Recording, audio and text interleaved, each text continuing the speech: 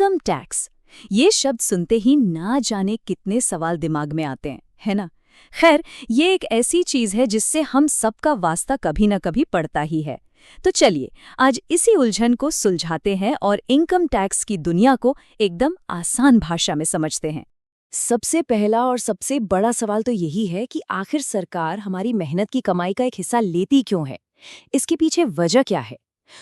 ये सिर्फ एक नियम नहीं है, इसके पीछे एक बहुत बड़ा और जरूरी कारण छिपा है।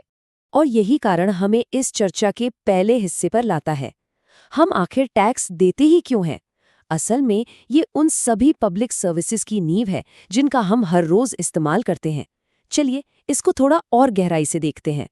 जरा सोचिए, हमारे चारों तरफ जो सड़कें हैं, जो सरकारी स्कूल और अस्पताल हैं, जो देश की सुरक्षा में हमारी सेना लगी है, इन सब पर होने वाले खर्च के लिए पैसा कहाँ से आता है?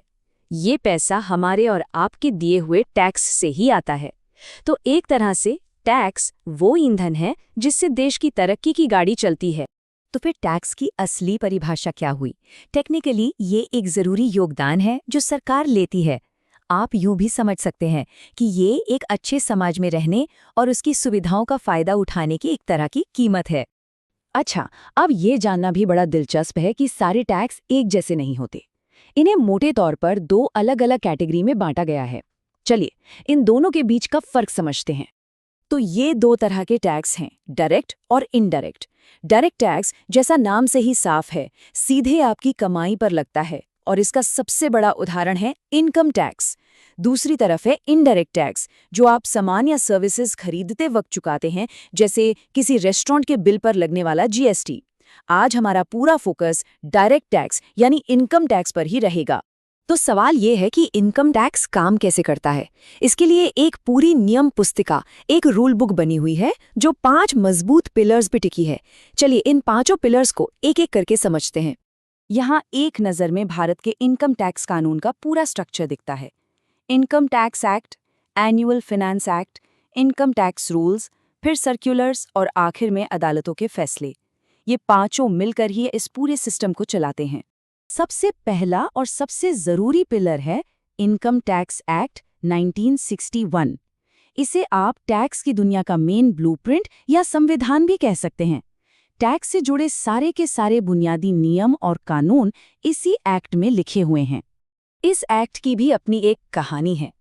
इसे हमारी पार्लियामेंट ने 1961 में बनाया था और फिर 1 अप्रैल 1962 से ये पूरे देश में लागू हो गया। और आज की तारीख में इसमें 298 सेक्शंस और 14 शेड्यूल्स हैं। मतलब आप सोच सकते हैं कि ये कितना डिटेल्ड कानून। दूसरा पिलर है एनुअल फाइनेंस एक्ट। देखिए, अगर इनकम टैक्स एक्ट ये बताता है कि टैक्स किस पर और कैसे लगेगा, तो ये फाइनेंस एक्ट बताता है कि टैक्स कितना लगेगा। हर साल बजट के साथ जो टैक्स की दरों में बदलाव आता है ना, वो इसी एक्ट की वजह से होता है। तीसरा हिस्सा है इनकम टैक्स रूल्स 1962।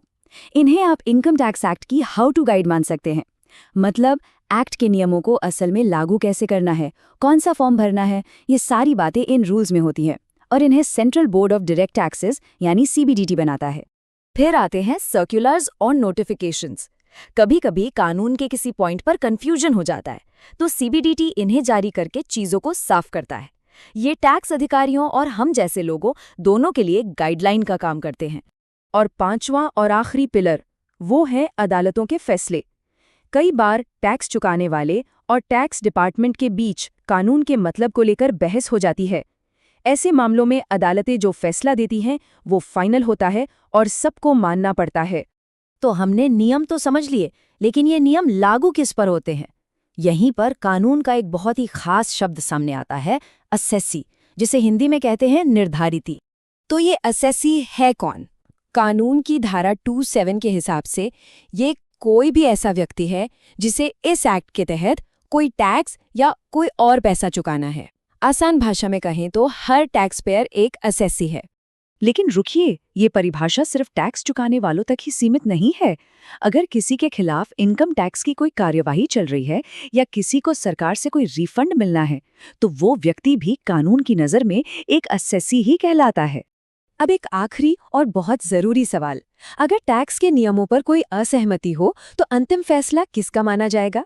इसके लिए एक बहुत साफ सुथरा कानूनी सिस्टम, एक हायरार्की बनी हुई है। ये बिल्कुल एक पिरामिड की तरह काम करता है। सबसे ऊपर है सुप्रीम कोर्ट, जिसका फैसला पूरे देश पर लागू होता है।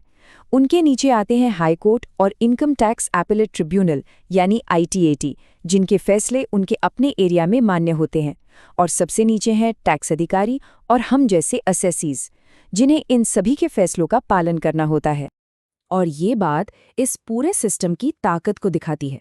सुप्रीम कोर्ट का दिया हुआ कोई भी फैसला तब तक देश का कानून ही माना जाता है जब तक कि हमारी पार्लियामेंट खुद उस कानून में कोई बदलाव न कर दे।